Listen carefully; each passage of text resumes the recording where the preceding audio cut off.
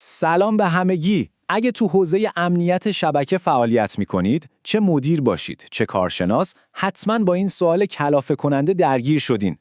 برای یه فایروال که یکی از حیاتی ترین ابزارهای امنیتیه، چقدر باید بودجه کنار بذاریم؟ امروز قراره این معمای پیچیده رو با هم باز کنیم. خب بریم صاف سر اصل مطلب. قیمت یه فایروال سازمانی چقدره؟ این سوال احتمالاً پرتکرارترین سوال تو دنیای امنیت سایبریه و راستشو بخواید جواب ساده‌ای هم نداره. حالا چرا؟ به نظرم این بهترین تشبیه ممکنه. شما هیچ وقت نمیپرسین قیمت یه وسیله نقلیه چنده، درسته؟ چون میدونید قیمت یه اسکیتر که برای پیک موتوری استفاده میشه با قیمت یه کامیون زرهی که برای حمل پول بانک طراحی شده زمین تا آسمون فرق داره. هر کدوم برای یه هدف و مقیاس کاملا متفاوت ساخته شدن. اینکه یه برچسب قیمت مشخص و ثابت وجود نداره، یه جورایی تاکتیک فروش و اینها نیستا. این موضوع فقط یه چیز رو نشون میده.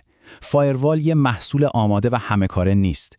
در واقع فایروال یه راهکار کاملا سفارشیه که باید دقیقاً برای نیازهای خاص سازمان شما طراحی و دوخته بشه.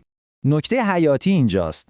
ببینید، ما دیگه تو دوره زندگی نمی کنیم که فایروال یه گزینه لوکس یا اختیاری باشه. نه، برای هر سازمانی از یه استارتاپ کوچیک گرفته تا یه شرکت بزرگ، فایروال یه ضرورت مطلقه. یه جورایی برای بقا و حفاظت از داده ها لازمه. خیلی خب، حالا که فهمیدیم چرا یه قیمت ثابت نداریم، بیاین دقیق‌تر بشیم و ببینیم چه عوامل این قیمت نهایی رو تعیین میکنن. من این فاکتورها رو به 3 دسته اصلی تقسیم کردم تا موضوع کاملا شفاف بشه.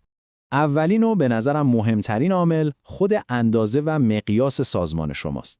منطقش هم خیلی ساده است. هرچی تعداد کاربرها و دستگاه‌هایی که به شبکتون وصل میشن بیشتر باشه و هرچی حجم داده‌ای که هر روز تو این شبکه جابجا میشه سنگین‌تر باشه، خب معلومه به یه سخت افزار قوی‌تر و گول‌پیکرتری نیاز دارید که بتونه از پس این حجم کار بر بیاد.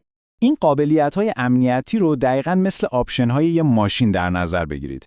آیا فقط یه دیوار دفاعی ساده می‌خواید یا نه یه سیستم پیشرفته برای جلوگیری از نفوذ یعنی IPS/IDS لازم دارید؟ شاید به VPN احتیاج دارید تا شعبه‌های مختلف شرکت رو به صورت امن به هم وصل کنید یا مثلا با قابلیت کنترل برنامه‌ها میتونید مشخص کنید کدوم کارمندها به شبکه‌های اجتماعی دسترسی داشته باشن و کدوم نه. طبیعتاً هر کدوم از این قابلیت‌های اضافه هزینه نهایی رو تغییر میده. و در نهایت میرسیم به مدل سرمایه‌گذاری شما.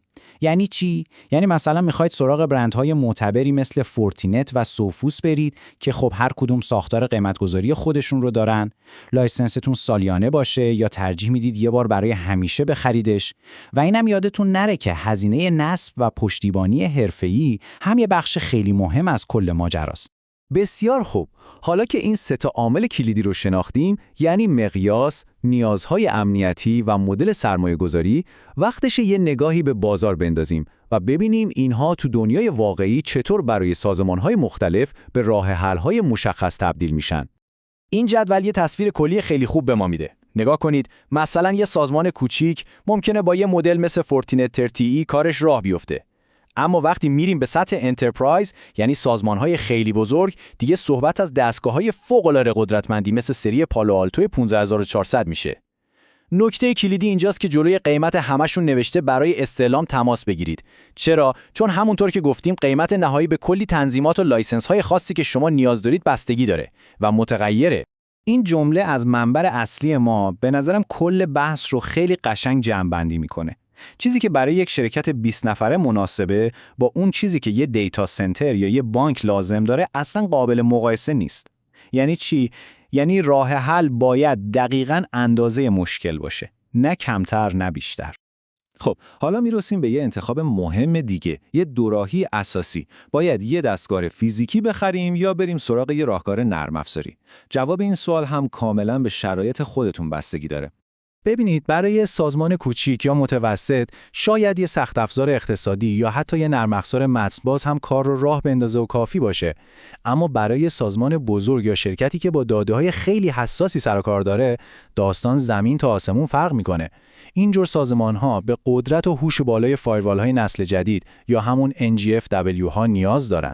شاید بپرسید این NGFW که میگیم اصلاً چی هست؟ خیلی ساده بخوام بگم، این فایروال ها فقط به آدرس روی پاکتنامه نگاه نمی‌کنن، بلکه خود نامه رو هم باز می‌کنن و می‌خونن. یعنی محتوای داخل بسته‌های داده رو هم تحلیل می‌کنن تا بتونن تهدیدهای خیلی پیچیده‌تر رو شناسایی کنن. این دقیقاً همون چیزیه که بیشتر سازمان‌های امروزی بهش احتیاج دارن. خب با این همه اطلاعات سوال حیاتی اینه چطور همه اینها رو بذاریم کنار هم و برای کسب و کار خودمون بهترین و هوشمندانه ترین انتخاب رو انجام بدیم. این 3 تا قدم نقشه راه شماست. قدم اول، تحلیل. ببینید حساس‌ترین داده‌های شما چیه؟ بزرگترین تهدیدهایی که باهاش روبرو هستید کدومان؟ قدم دوم، ارزیابی. الان شبکتون چقدره و فکر می‌کنید مثلا تا 3 سال دیگه چقدر بزرگتر میشه؟ و قدم سوم که از همه مهمتره، مشاوره گرفتن. امنیت سایبری کار فوق‌العاده تخصصیه. حتما از یه متخصص کمک بگیرید تا یه راهکار دقیقاً مناسب شما طراحی کنه. این رو یادتون نره که ریسک این تصمیم خیلی بالاست. اگه زیادی پول خرج کنید بودجهتون هدر رفته. اگرم کمتر از چیزی که لازم دارید هزینه کنید، انگار درهای کسب و کارتون رو برای مهاجم‌ها باز گذاشتید. باور کنید هزینه نفوذ امنیتی، یعنی از دست رفتن داده‌ها و اعتبار، خیلی خیلی بیشتر از هزینه یه فایرواله. و در آخر میخوام این سوال رو از خودتون بپرسید.